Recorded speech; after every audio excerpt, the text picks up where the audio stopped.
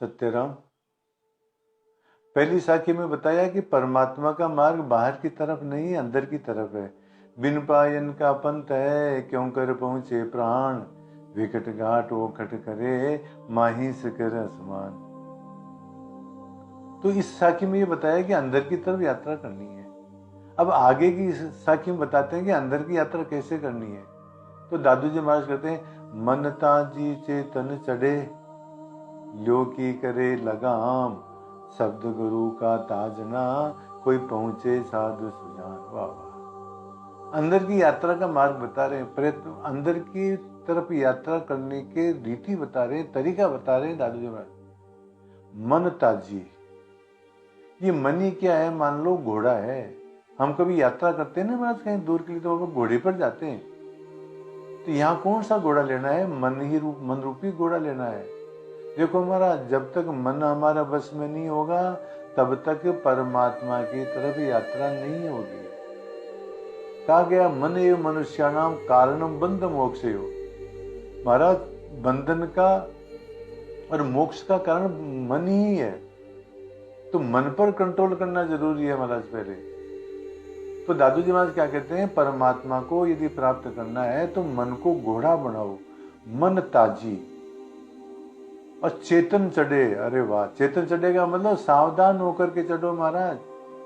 असावधान रहोगे तो मन वो घोड़ा जैसे गिरा देता है व्यवहार के अंदर, इसी प्रकार से महाराज ये मन जो है जगह जगह कहीं पर फंसा देगा महाराज। कहीं पर भी आकर्षण देखा और वहीं फंस जाओगे, रिद्धियों के चक्कर में फंस जाओगे, सिद्धियों के चक्कर में फंस जाओगे। पता है मतलब परमात्मा के मार्ग औघट घाट क्यों बताया गया है? देखो महाराज, लोकेशना होती है। लोकेशना का तात्पर्य क्या है? यश मिल जाए, धन मिल जाए, ऐश्वर्य की प्राप्ति हो जाए। तो महाराज जब परमात्मा की तरफ जब जाते हैं तो कंचन, कामिनी, ये महाराज उसमें बाधाएं आती है। पैसा बाधा आ जाता है, कामिनी बाधा हो जाती है, ऐश्वर्य और यश बाधा हो जाते हैं। तो इसलिए सावधान रहना पड़ेगा महाराज। दादू जी महाराज कहते हैं, मन ताजी चेतन चढ़े। सावधान होकर के उस घोड़े पर सवार होने आया, मतलब मन को बहुत ही सावधानी पूर्वक कंट्रोल में करना है। ल्यो की करे लगाम, और जैसे घोड़े को लगाम के द्वारा बस में किया जाता है, इसी प्रकार से हमारे को परमात्मा के अंदर सुरती लगानी है महाराज। वो सुरती के द्वारा ही मन बस में होगा, अन्यथा नहीं होगा। परमात्मा में सुरती लगाओ।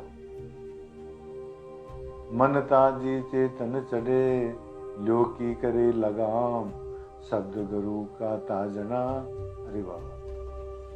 और जो घोड़ा होता है ना, तो घोड़े को चलाने के लिए चाबुक की आवश्यकता होती है। वो जब नहीं चलता है ना, चाबुक लगाते हैं। तो यहाँ चाबुक क्या होगा?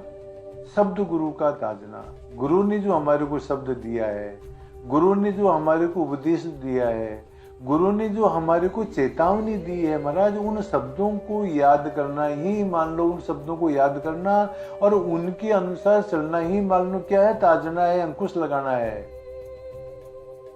जिन जिन बातों के लिए सदगुरु ने मना किया है, जिन जिन बातों के लिए हमारे को सदगुरु ने सावधानी बरतने के लिए कहा है, उन बातों की सावधानी रखना ही मान लो क्या है? मान लो चाबुक लगाना है। तो कोई पहुंचे साधु सुजान।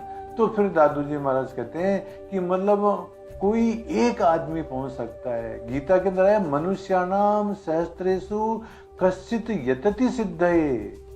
हजारों मनुष्यों के अंदर से कोई एक आदमी सिद्धि के लिए प्रयत्न करता है, परमात्मा के मार्ग पर जाने का प्रयत्न करता है। यतताम अपि सिद्धानाम कश्चिन मामवति सिद्धये। और उन यत्न करने वालों में से कोई एक आदमी जो है महाराज वो पहुंच पाता है, हर आदमी नहीं पहुंच पाता है। अभी बताया ना, विकट घाट है महाराज अंदर। विकट घाट का तात्पर्य क्या है?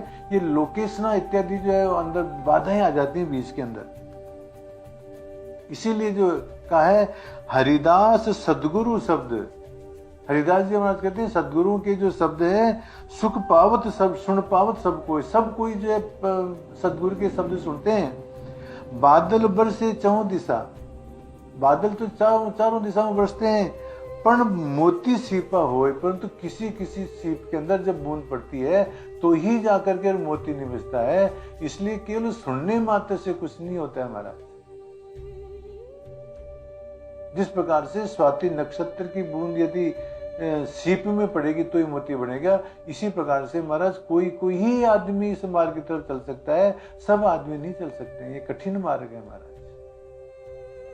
इस तरह से दादू जी महाराज ने परमात्मा के तरफ चलने का मार्ग क्या है, मन ताजी चेतन चढ़े ल्योकी करे लगाम, शब्द गुरु का ताजना कोई पहुंचे साधु सुजान। महाराज जी ये मार्ग बताया है। मन रूपी घोड़े पर चढ़ो, सावधान होकर के चढ़ो, सब सदगुरु की शब्दों को अंकुश बना करके और चलो, तब जाकर के कोई एक आदमी परमात्मा की तरफ यात्रा कर सकता है, अन्यथा सत्य।